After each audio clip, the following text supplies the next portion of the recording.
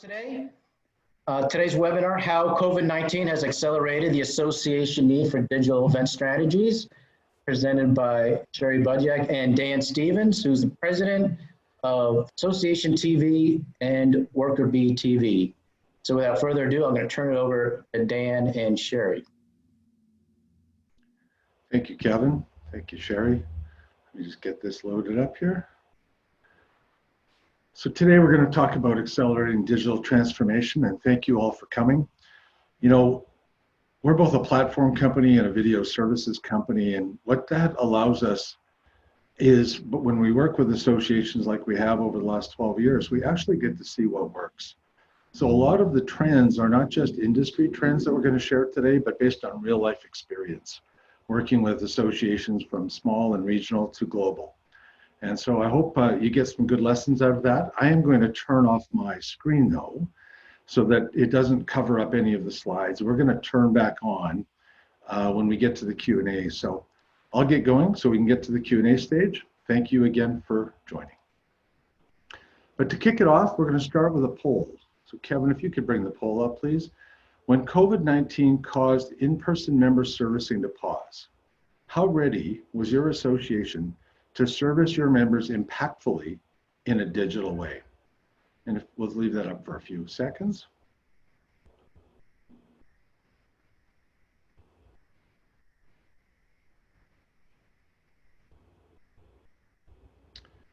Still moving, we'll give it just a few more seconds. Okay, I could end the poll here. And I'm going to share the results. So not very many of us said very prepared. The majority of us were somewhere between somewhat prepared and not at all prepared. So for those people that aren't very prepared, I hope everybody learns a lot from this. So I'm going to stop sharing those results and we will carry on.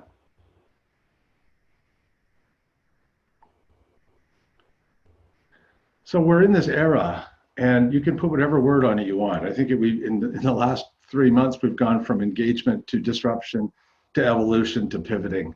And you can call it what you want, but digital transformation is the way, and it's your purpose and survival is why. And that's really important to connect the way and the why. This stat has been around from ASAE for a number of years now, that most people join associations because of two major things. They want to be educated and they want networking. And 92% of members say they join because education is either very important or important. And yet over the years, on average, only 15% of our members show up to our annual conference. What about the other 85%? The 15% during good times was enough to be profitable. And it created this kind of rinse, lather, and repeat mindset, both in our behavior and in our budgeting process. And we created this habit of, you know what, maybe if we put it out in digital, they won't attend, or we'll make less money, or it's not my department's mandate, or will the sponsors and exhibitors like it? And so we created this, let's just keep doing what we're doing. And then COVID hit, and we fell below 15%. But in that same time frame, if we were really listening to the members, they were saying, give me less print, give me more digital. I want more web-based, I want it mobile friendly, I want shorter content, I want interactive or dynamic content, I want video and visual-based content. Those are the growth areas. And we kind of ignored that. And so COVID-19 didn't really do anything except accelerate what was already happening. We have shifted into the new normal. It was coming anyway. We need to start thinking about investing in our digital offerings as much in the past as we have invested in the experience of our magazines, the experience of our conferences. That experience has to be appropriate. The experience between a magazine and a conference, very different, very appropriate for the medium. One's lean in, one's lean back. And same thing with digital. We must be appropriate. We can't just copy. When we took a magazine and moved it digitally in the same format, it didn't work. We have to repurpose. So the experience matters. And who can you learn from the most? Social media. They're 100% digital. They have grown faster than almost every association on earth. And it's why? Here's why. They put everything in one location. They make it simple to find. If I was to say to you today, do you think a restaurant should do delivery? You'd say they'd be out of business if not. Do you think every retailer should have e-commerce? We now say they'd be out of business if not. And so we need to think about our competition is social media and other publishers. And we need to stay in business. So we need our digital experience to be frictionless, on brand, on location, multimedia where appropriate. Let people read, watch, or listen. Have live and on demand in the same location. And we have to monetize it. Just like your events, money is important. We know how hurting people are right now. A lot of people have lost a lot of money with COVID. You need to get that back.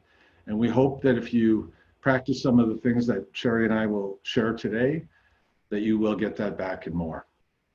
So we're going to talk very quickly about the decision-making framework for hybrid or virtual conferences. If you didn't know this word before, I'm sure you do now. Hybrid events means we have an in-person audience and we're online. This is what we're all hoping for as soon as possible. But for some of our industries, it means waiting until there's actually a vaccine. Virtual is what we're doing now. It will continue on. I mean, in its smallest form, it's a webinar. But virtual conferences are working and can work. And in the future, these two, blending these two and using the right one at the right time will be the new norm.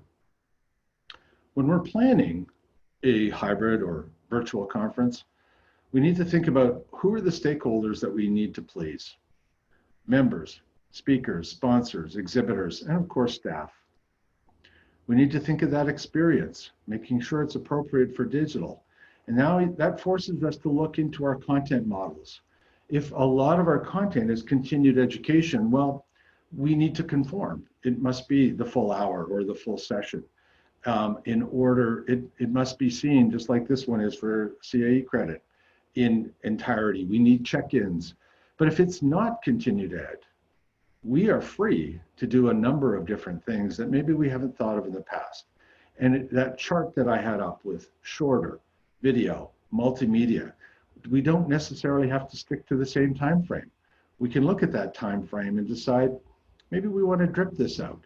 How many hours per day will our members be acceptable to sitting in front of their computers and watching content? And so the rules and the shackles are off. We don't have to say it's a 3-day conference, we do it in 3 days.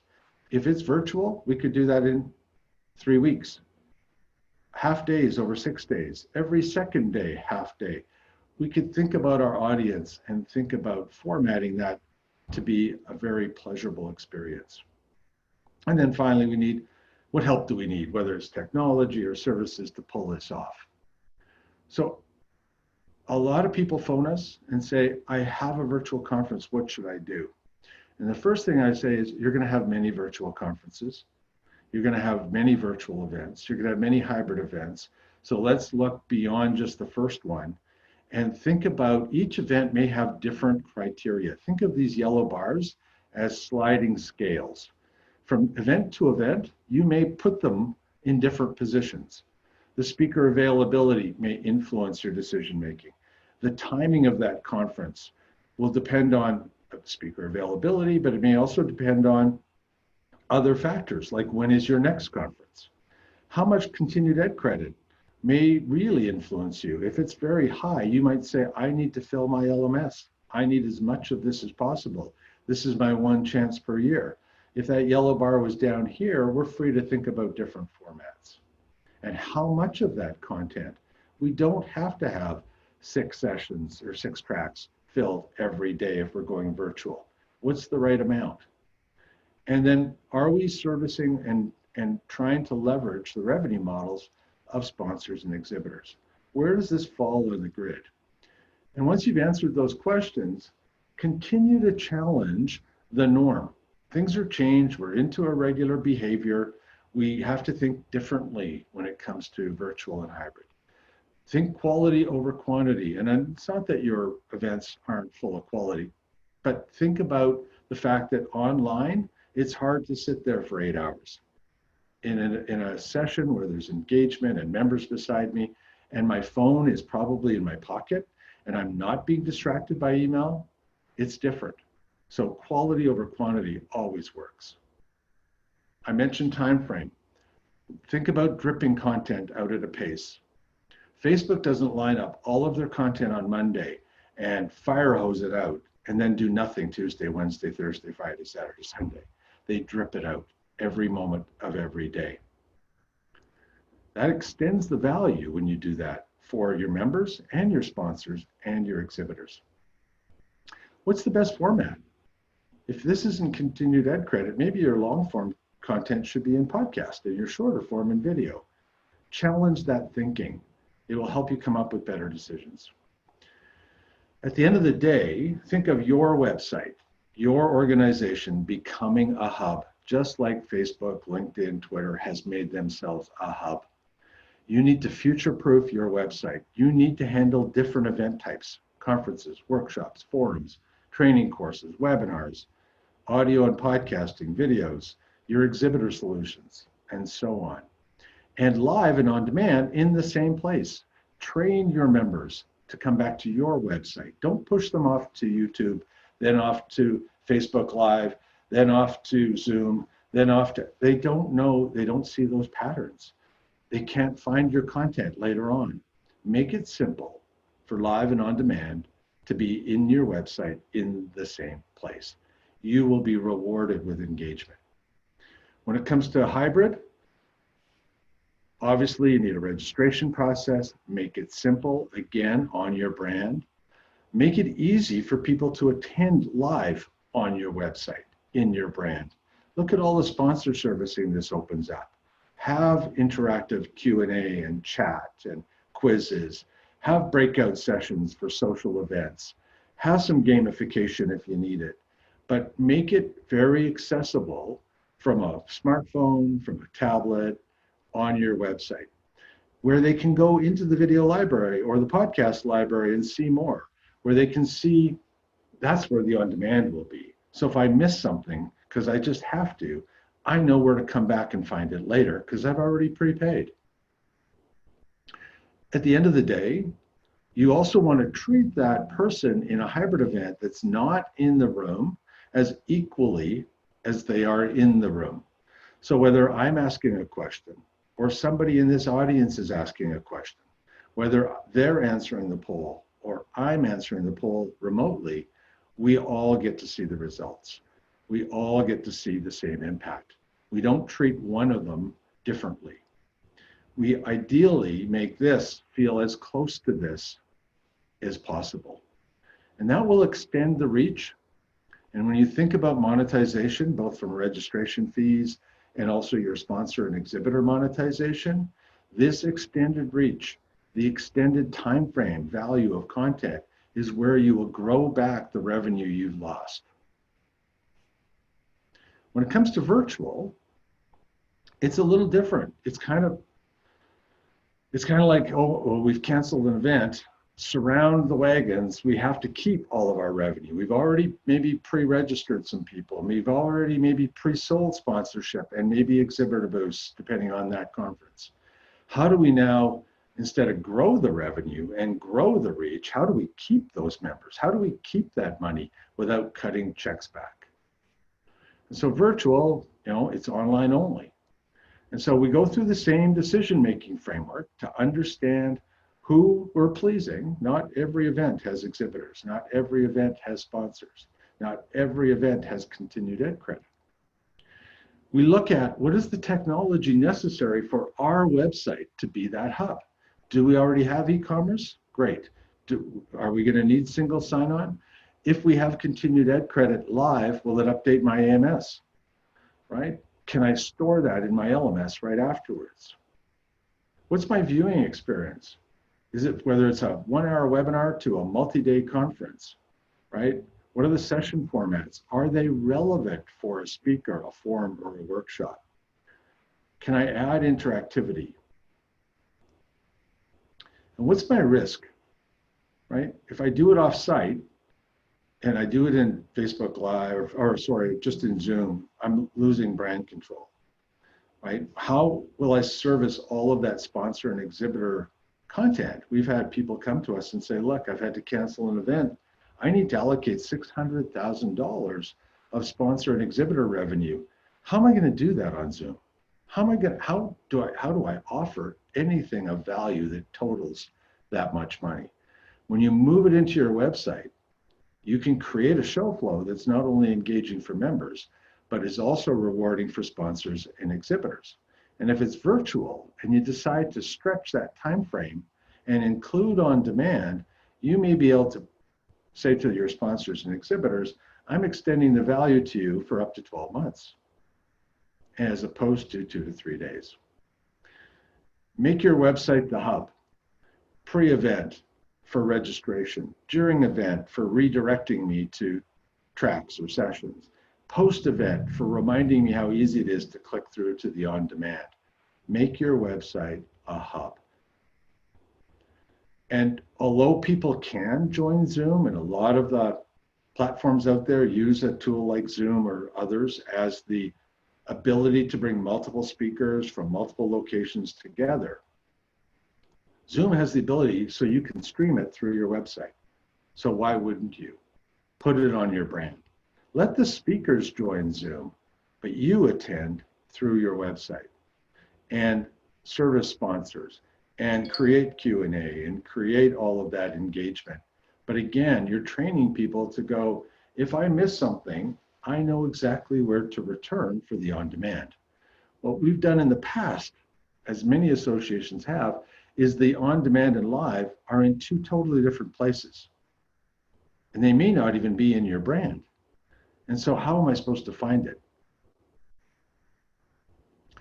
So is your event, this conference, this webinar, a step in moving your website forward with digital transformation? Or is it just transactional? And we often get stuck in this, I just got to get this event done. And we do a virtual event on Zoom, or we do a hybrid event live on Facebook, or we store the event content in our LMS by event, which is great for 30 days. But if I come on the 31st day, I don't remember what event it was in. I need to search by topic, by speaker, by course. Or webinars stored by date, videos on YouTube and podcasts on iTunes. And just think what we've done is our friends in social media have made our utilitarian values so gratifying that they have gotten us to put content on their platforms so they can make money. We need to pull that in. That doesn't mean we ignore social media. Social media should be used for marketing and awareness to pull people back to your brand where they can engage on your content that positions your why, your reason for being, that you're the best in the world at what you do. This is the most important slide I hope I can share with you today. We need to think about the value proposition across in-person events, across a hybrid or virtual conference, and on demand. And when you do this right, if that 15% is your 1X, if 15% of your members show up when we can return to events, you will double that by having hybrid. And if you're virtual, you'll get the double just by doing virtual. But you could do 4X of that on demand. Why not change the way we measure success from attendance and revenue at the in-person event to attendance and revenue across in-person, live, online, and on demand? That lengthens the time frame. That lengthens the value proposition for all stakeholders. That makes, if you can, instead of impacting only 15% of your members with your best content, what will that do to recruitment? What will that do to retention? What will that do to overall revenue? So the new norm is, if we digitally transform our hub, our website, into being able to be on demand and event friendly, we will grow the impact that we have. And when we grow that impact, it will translate itself into improvements in what we call the 3 R's: recruitment, retention, and revenue. Digital transformation, and I've been picking on events, but really it's at all departments. We're all guilty of communicating independently to our member. And we all use different tools, and we all use different ways, from our newsletters to pushing them to social media and YouTube to whatever, to our LMS, to our event platforms, and so forth. We bounce our poor member around like a ping pong ball sometimes. But members don't care about departments. They care about experience. So this is what digital transformation is. It is moving from that to this. And when you move from that to this, you inform, you educate, you advocate, you inspire, and you engage. And that's impactful. So your hub needs to transform. Your hub needs to have rule-based by content, not by platform. The rules on this conference will be different than the rules on this workshop, all on the same platform, your website.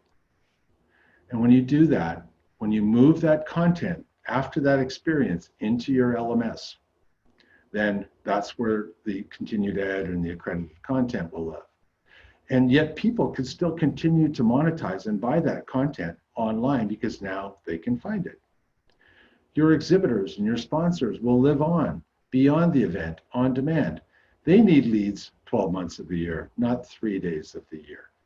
Continue that engagement. Your chance of giving them ROI, good return on investment, is way easier if you extend that time frame than if you limit it to 3 days.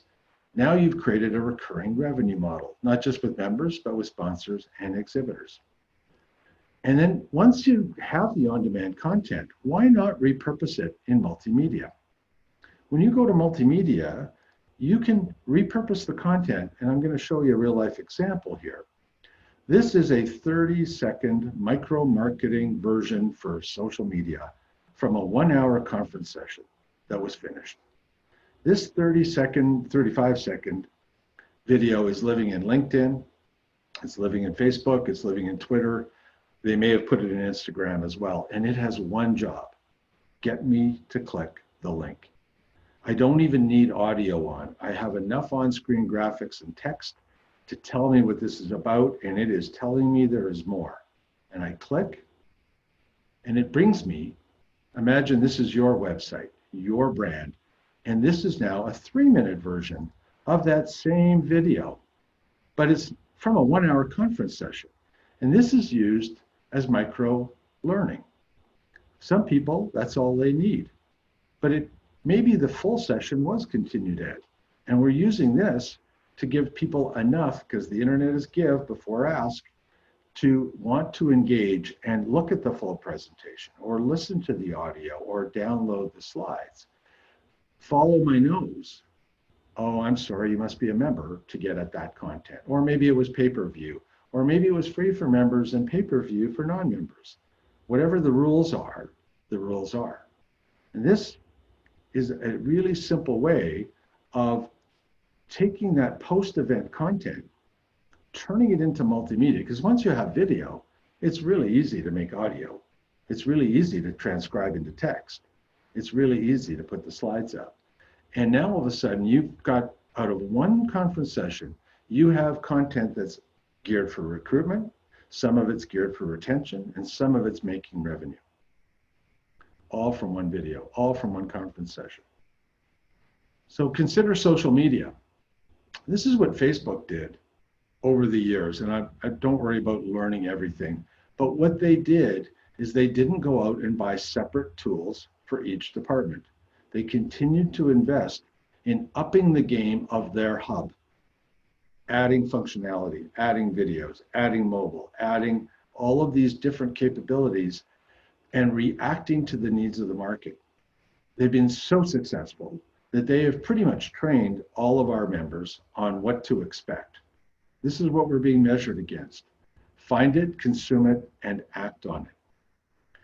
So learn from social media, have a holistic experience, make mobile and search friendly. Ideally, service content multimedia where it's appropriate. You can't always do that.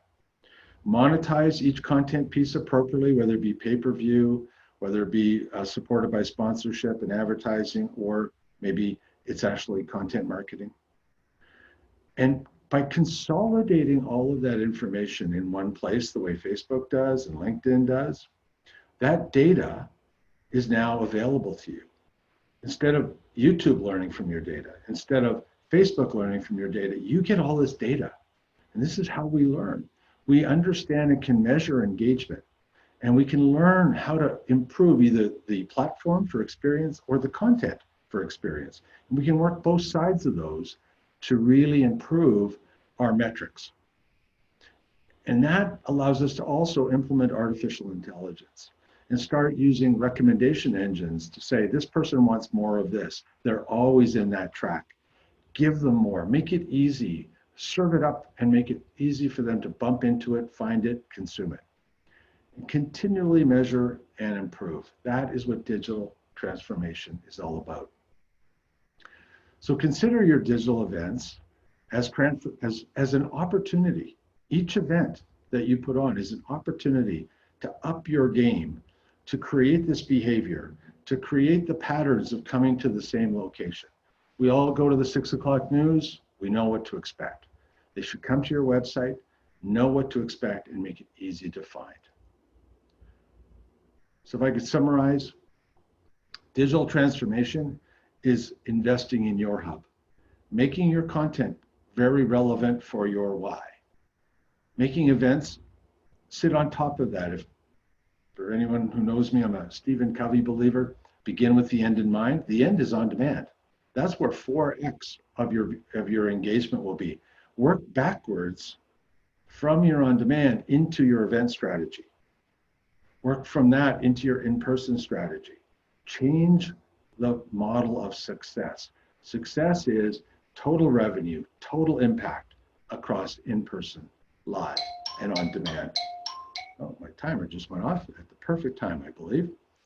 Each step builds your hub into a valuable resource. And if you do this right, it'll make you more profitable. It'll make you more purposeful against your mission. And more importantly, you'll be rewarded with success because it's predictable. People can find it, consume, and act on it. And you make all your money off ACT. ACT is register, join, share, renew. That is where, up until that time, content, unless it's purchased in advance, is a cost center. As soon as they act, you turn cost into profit center. So with that, Sherry, I'll turn it over to you. We can open it up for questions. I will turn back on my video. Great. Thank you. Thank you, Dan. That was excellent. So we have, decided that today, based on the high demand of this webinar, that we wanted to spend another 15 minutes just kind of going through some questions that were preset, as well as if you guys have any additional questions, please go ahead and add them in the Q&A, and we will try to get to them in the next 15 minutes. But so, Dan is our consultancy. We've been helping associations with digital strategy and vendor selection for 15 years. And, what we've seen is, as you said, this kind of propelled everybody into needing to move to virtual, right? And eventually to hybrid.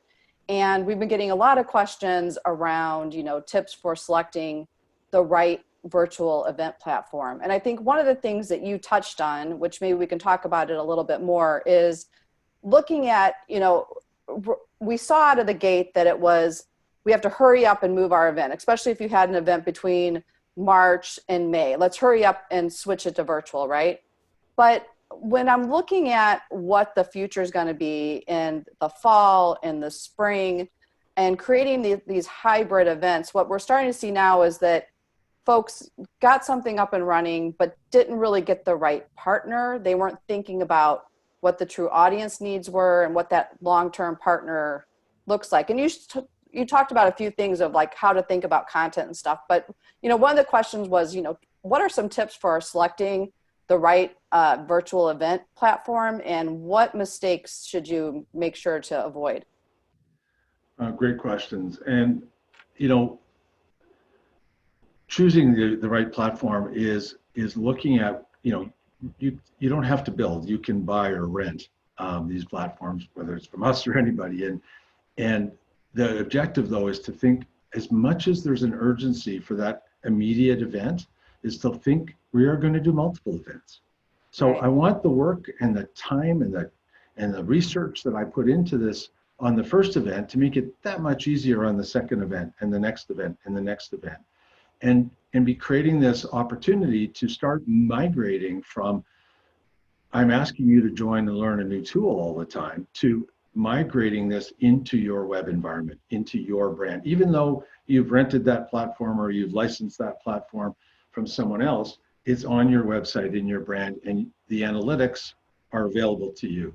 The search engine optimization improvement is available to you, not to somebody else.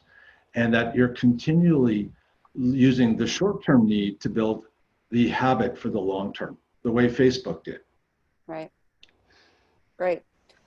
So another question is, and we're getting this question a lot too, is what is the right pricing model?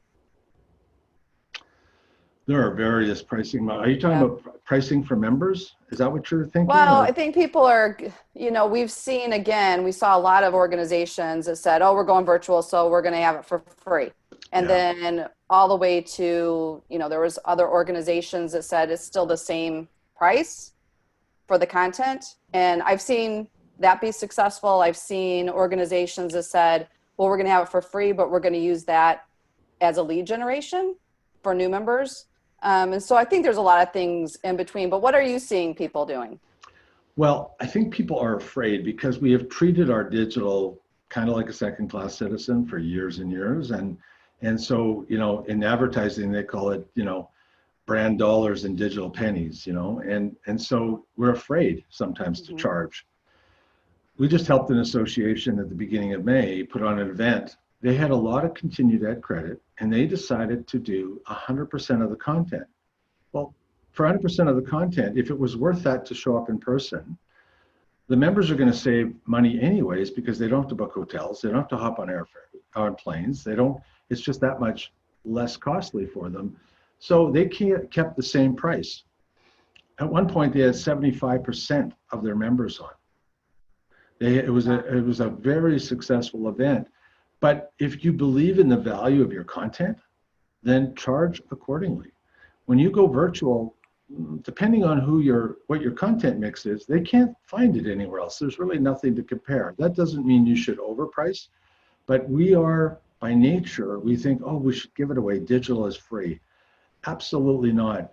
If you are a retailer, my retail example, if you can't make money digitally, you're going to be out of business. If an association doesn't figure out how to make money digitally, you will be out of business. It's just a matter of time.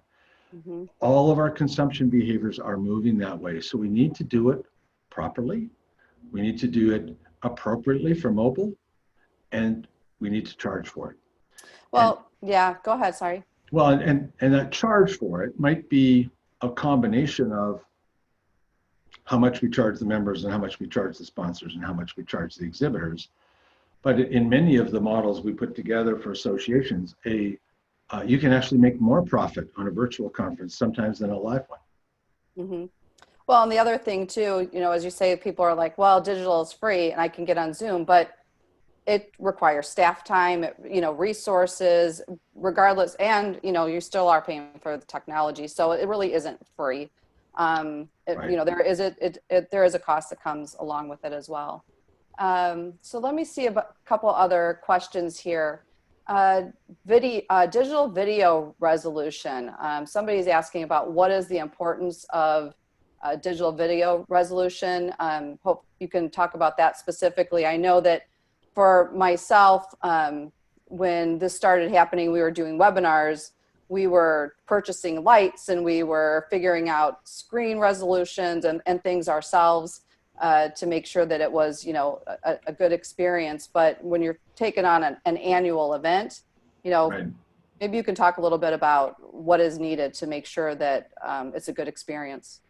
Whether it's hybrid or virtual, I mean, you really do need to think about the experience from two perspectives. One, is it appropriate for digital? Speed is important. Clarity is important, regardless of the device. When I spoke on the SAE MMNC, and there were 900 and I don't know something people on our webinar, and it was really grainy, and it was pre-recorded. I was there for Q&A only, and it was very grainy because there were that many people on a webinar platform.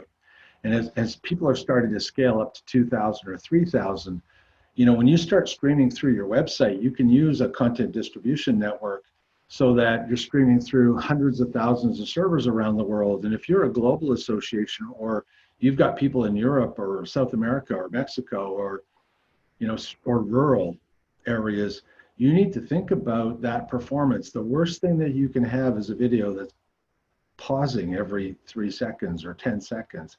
That takes something positive and makes it negative. So you have to have the infrastructure, whether you buy it or rent it, to make sure that if you're going to scale up to large audiences digitally, both live and on demand, that quality comes through. Quality of delivery. Audio is just as important as video, and it's really important.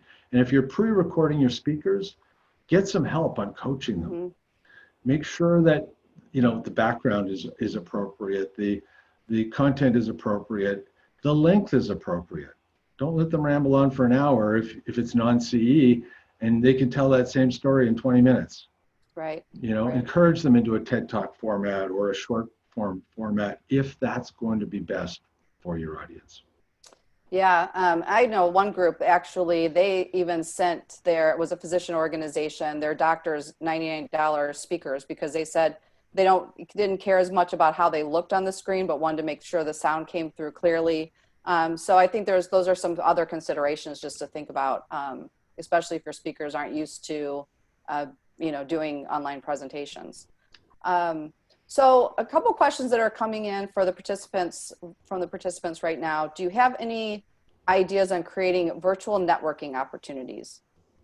So I've seen some. I can't really say myself that I've experienced anything that has been, I don't know, effective for me. I think people are trying, but I don't know, maybe you've seen something that's worked out well. Well, just even Zoom.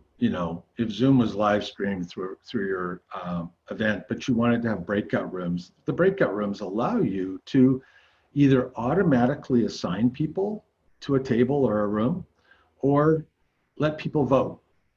They can click into a subject matter expert area or whatever. And so something that simple can allow people to move from an environment like this where they're not allowed to speak to all of a sudden now I'm in a breakout room and I can speak.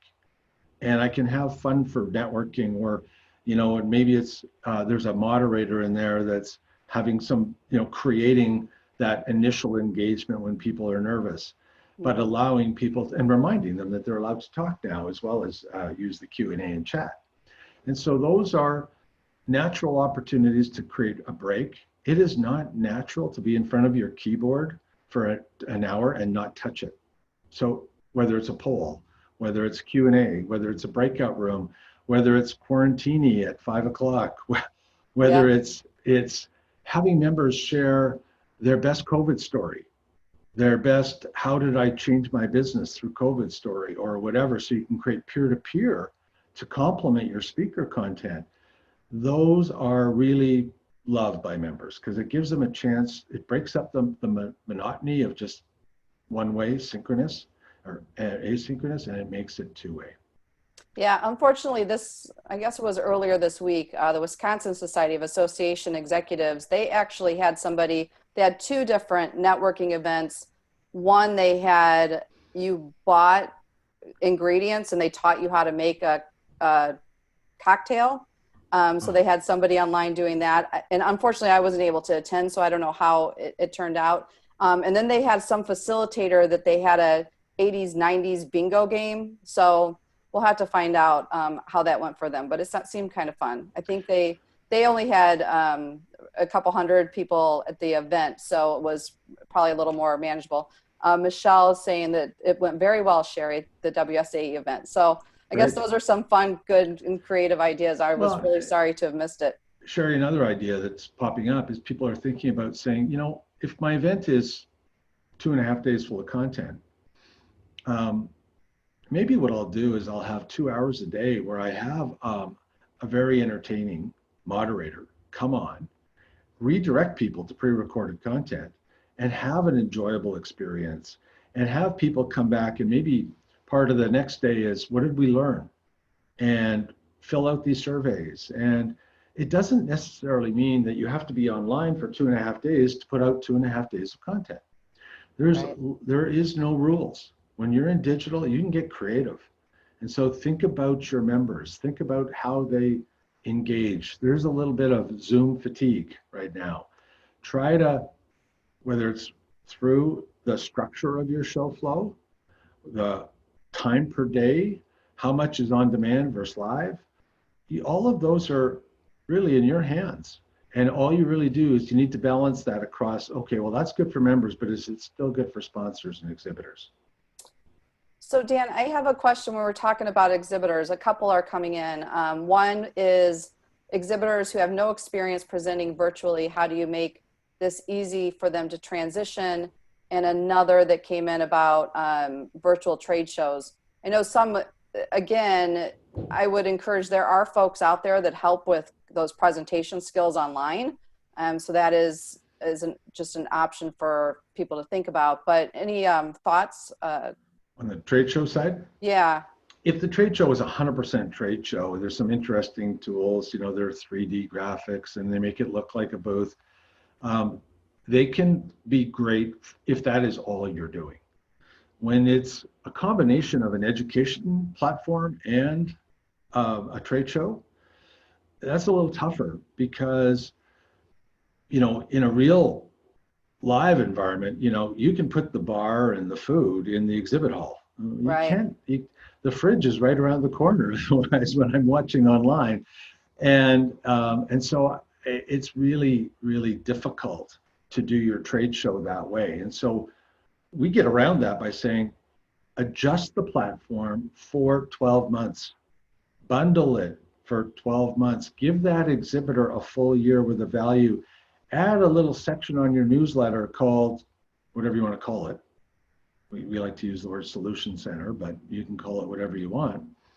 And feature those exhibitors and rotate them every time you're sending out a newsletter and drive traffic year round. It doesn't have to be over 3 or 4 days. And so that will change the mindset. It'll also change the price you can charge. And you'll turn that relationship when you go back to hybrid into, oh, by the way, now you're buying the booth, and included in this bundle is your digital. So you get your in-person and 12 months, and it becomes a recurring relationship instead of a transaction once a year. That's great. Well, thanks so much, Dan.